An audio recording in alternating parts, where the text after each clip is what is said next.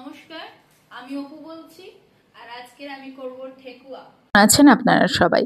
আমি ঠেকুয়া বানানোর জন্য বাজারে পৌঁছে গেছিলাম কিছু জিনিস কেনার জন্য। তার সঙ্গে শাড়িটাও কিনে এনেছি। কেমন লাগছে আমাকে একটু জানাবেন।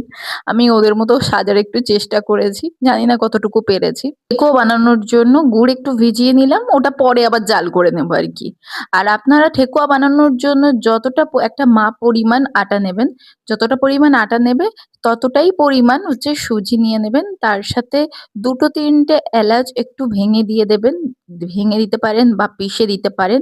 একটু লবণ দিয়ে দেবেন। যতক্ষণ ঠেকুয়ার কাজটা করছিলাম ততক্ষণ আজ তো হাম ঠেকুয়া বানাকেই ছোড়েঙ্গে। আজকের আমি পারি আর নাই পারি মোটামুটি কোনো না কোনো ভাবে আমি বানাবো। গল্পও শুনেছি যে যে বাঙালি আর বিহারি সারা বছর ঝগড়া লেগে থাকে তারা নাকি এই ঠেকুয়ার জন্য গিয়ে আবার বলে বন্ধু দুটো ঠেকুয়া দে না।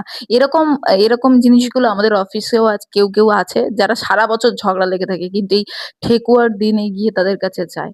বাট আমি চাইতে পারি না, আমার মনে হলে এক্সপিরিয়েন্স করা উচিত, কারণ আমি নতুন নতুন খাবার বানাতে খুব ভালোবাসি। আর তার জন্যই বানাচ্ছি। আমি এবার আখের গুড়টা জাল করে নিয়ে আমি ডোটা বানিয়ে নিচ্ছি।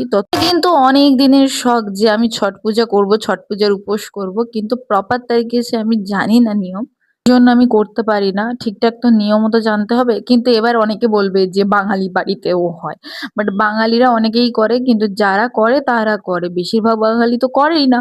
আর আমার বাড়িতে তো এইসবের কোনো রকম চল নেই, আমি জানবো কি করে। আচ্ছা, আপনারা এই কি কলা পাতাটা দেখতে পাচ্ছেন? এটা কিন্তু আমি চুরি করে নিয়ে এসেছি। হ্যাঁ, ভিডিও শুট করার জন্য আমার পাশের বাড়িতে রাত ৯টার সময় গিয়ে এই কলাপাতাটা চুরি করে নিয়ে এসেছি। আমার ভিডিওগুলো আপনাদের কেমন লাগছে? যদি ভালো লেগে থাকে তাহলে কমেন্ট করবেন। আর আমার পেজটাকে ফলো করে পাশে থাকতে পারেন। আপনাদের কাদের বাড়িতে ঠেকুয়া বানানো হচ্ছে অবশ্যই আমাকে জানাবেন। আমার কাছে কিন্তু ওই ঠেকুয়া বানানোর জন্য না কোনো শেপ নেই বা ছাঁচ নেই। আমি সেজন্য হাতেই বানিয়ে নিচ্ছি। একটু লম্বা করে মাথার দিকটা সরু করে তারপরে এরকম চেপে স্পুন দিয়ে কাট কাট করে নিলেই আপনার ঠেকুয়ার শেপটা রেডি। জানি না কেমন হয়েছে। আমরা বাঙালিরা যেমন সারা বছর দুর্গাপুজোর জন্য ওয়েট করে থাকি কবে পুজো আসবে, পুজো আসছে পুজো আসছে, তেমন বিহারিরাও এই ছটের জন্য সারা বছর অপেক্ষা করে থাকে। যেই ছটের সময় আসে প্রত্যেকটা স্টেশনে ভিড় দেখতে পাবেন, প্রত্যেকটা বাস স্ট্যান্ডে ভিড় দেখতে পাবেন। তাদেরও বাড়ির তাড়া যাওয়ার লেগেই থাকে।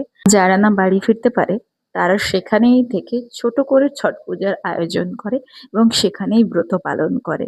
এইবার গরম তেলে ঠেকুয়াগুলো ছেড়ে দিয়ে এপিঠ ওপিঠ করে ভালো করে ভেজে নিতে হবে। আর হ্যাঁ, এরকম লাল লাল হলেই কিন্তু বুঝবেন আপনার ঠেকুয়া একদম রেডি।